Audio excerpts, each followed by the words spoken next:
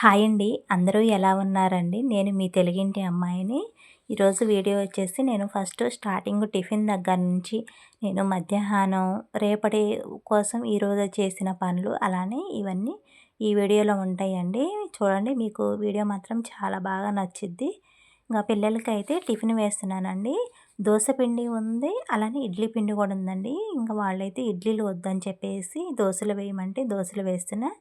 పల్లీ చట్నీ చేశానండి. చాలా సింపుల్‌గా చేసుకోవచ్చు. పల్లీలు వేయించేసుకొని, కొంచెం కారం, 5, 6 వెల్లుల్లి, ఒక స్పూన్ జీలకర్ర, కొంచెం చింతపండు వేసేసి మిక్సీ పట్టేసి తాలింపు చేసుకుంటే చట్నీ అయితే చాలా బావుండిద్దండి. అలానే నేను ఒక పక్క టిఫిన్ వేస్తూనే రైస్ కూడా కడిగి పెట్టేసానండి. రైస్ కుక్కర్‌లో అన్నం అయిపోయిద్ది కదా! కూర కూడా చేసే పని ఉంటుందిలెండి. టిఫిన్‌లకి వేరే ఆయిల్ వాడతానండి. అలా అని చెప్పేసి ఆయిలు కొంచెమే ఉంది. ఇంకా కొంచెం దోసలకొస్తుందిలే అని చెప్పేసి ఇంకా మళ్ళీ వేరే ఆయిల్ పోయలేదండి. టిఫిన్ కడగాలి కదా అని చెప్పేసేసి మళ్ళీ అలానే పోస్తే ఇంకా జిడ్డు జిడ్డు అయిపోయిద్దిలే అని చెప్పేసి ఇంక నేను పోయలేదు. ఇంక పిల్లలిద్దరికి దోసలు వేసిస్తే వాళ్ళు తినేసేస్తారు. ఈలోపు నేను వంట స్టార్ట్ చేసుకోవచ్చులే అని చెప్పేసి ఇంకా టిఫిన్ కంప్లీట్ అయిపోయిన తర్వాత వెంటనే వంట అయితే స్టార్ట్ చేస్తున్నానండి. బెండకాయలు కూడా నేను ముందే కట్ చేసి పెట్టేసుకున్నానండి. బెండకాయ పులుసు చేద్దామని చెప్పేసి. మా పాప కోసం అని చెప్పేసి బెండకాయ పులుసు చేస్తున్నా. నేను బెండకాయ ఫ్రై చేద్దాంలే తొందరగా పని అయిపోయిద్ది కదా అనుకున్నా. కానీ మా పాప వచ్చేసి బెండకాయ ఫ్రై వద్దు మమ్మీ అసలకి బాగోట్లేదు. బెండకాయ పులుసే చెయ్యి అంటే ఇంకా పిల్లల కోసం అని చెప్పేసి వాళ్ళకి నచ్చిందే చేయాలి కదండీ! ఇంగా బెండకాయ పులుసయితే చేస్తున్నా. అలానే ఒక పక్కనైతే ఇడ్లీలు కూడా వేస్తున్నానండి. నాకు, మా వారికి. పిల్లలిద్దరికి దోసలు వేసి ఇచ్చేసాగా, ఇంగా మా ఇద్దరికైతే ఇడ్లీలు కూడా వేసేసుకుంటున్నా. ఒక పక్క కూర అయిద్ది. అలానే ఇడ్లీలు కూడా అయిపోతాయి కదా అని చెప్పేసి చూడండి. ఆయిల్ కూడా వేడైన తర్వాత కట్ చేసి పెట్టేసుకున్న ఉల్లిపాయ ముక్కలు, టమాటా ముక్కలు, పచ్చిమిర్చి కూడా వేసేసుకొని కొంచెం ఉప్పు వేసేసుకుంటే ఇవి మగ్గిపోతాయి. ఇంగా ఇడ్లీ పిండిలోని కొంచెం సాల్ట్ కూడా వేసేసుకొని ఇడ్లీలు పెట్టేసుకుంటా.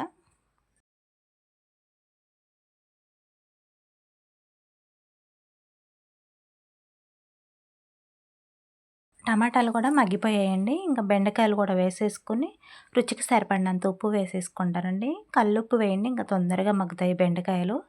ఇలా ఉప్పు వేసేసుకొని ఒకసారి కలిపేసేసి మూత పెట్టేసుకుంటే చాలు. ఇంకా ఇడ్లీలు కూడా పెట్టేసుకున్నానండి. ఒక 5 నిమిషాలు ఉడికించేసుకుంటే ఇడ్లీలు కూడా అయిపోతాయి. అలానే ఇక్కడ కారం చూపిస్తున్నా కదండీ! కారం అయితే కొనుక్కొచ్చానండి. బయట మిరపకాయలు అడిగితే కేజీ 220 అన్నారు. అలానే పట్టిన కారం అడిగితేనేమో 250 అని చెప్పారండి. ఇంగ ఎట్లయితే ఏముందిలే ఇప్పుడు వాడుకోవడానికి కారం అయిపోయిందిలే అని చెప్పేసి నేను పట్టిన కారాన్ని కొనుక్కొచ్చాను. బావుందిలెండి. ఎప్పుడైనా సరే నేను మిరపకాయలు కొనే కారం పట్టించుకుంటానండి.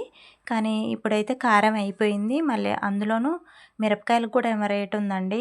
220 అంట. మళ్ళీ తొడాలు తీసి ఇంక అవన్నీ చేస్తే తరుగులు పోతే కూడా కారం తక్కువే వస్తుంది కదా!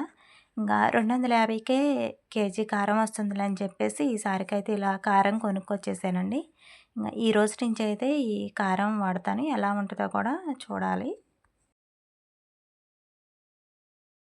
ఈ బెండకాయలు కూడా మగ్గాయండి. ఇప్పుడు 2 స్పూన్ల వరకు కారం, అలానే కొంచెమే ధనియాల పొడి ఉందిలెండి. ధనియాల పొడి కూడా అయిపోయింది.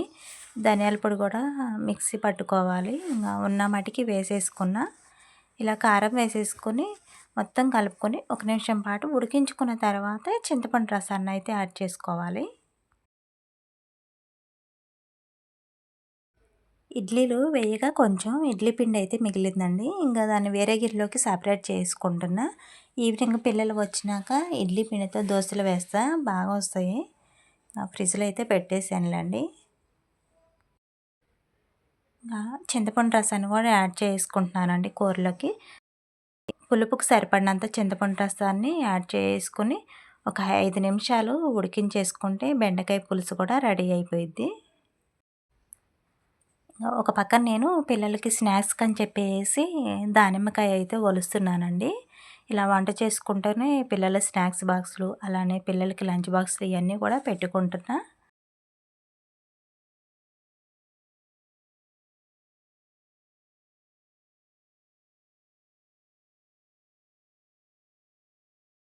కొంచెం బెండకాయ పులుసు ఎక్కువగా ఉన్నప్పుడే గ్యాస్ ఆఫ్ చేసుకుంటే చల్లారిన తర్వాత మనకి గ్రేవీ అనేది సరిపోయిద్ది.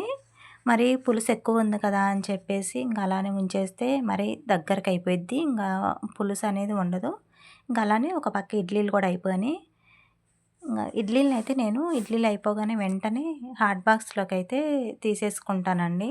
ఎందుకంటే ఇంకా అట్లనే వదిలేస్తే ఇడ్లీ ప్లేట్లు ఎండిపోతాయి కదా! కడగాలంటే కూడా కొంచెం కష్టంగానే ఉంటుందని చెప్పేసి ఇడ్లీలనైతే ఇలా హాట్ బాక్స్‌లోకి వేసేసుకున్నా. వంట పని అంతా కంప్లీట్ అయిపోయిన తర్వాత పిల్లలకి లంచ్ బాక్సులు కూడా పెట్టేసేసి నేనైతే అంట్లు కడుగుతున్నానండి. ఇడ్లీలు వేస్తే అంట్లు ఎక్కువే ఉంటాయండి. ఆ ఇడ్లీ ప్లేట్లు కడగాలంటేనే కొంచెం కష్టంగా ఉంటుంది. ఇంగ స్టీల్ పీస్ పెట్టి కడిగితే మాత్రం తొందరగానే పోతాయి.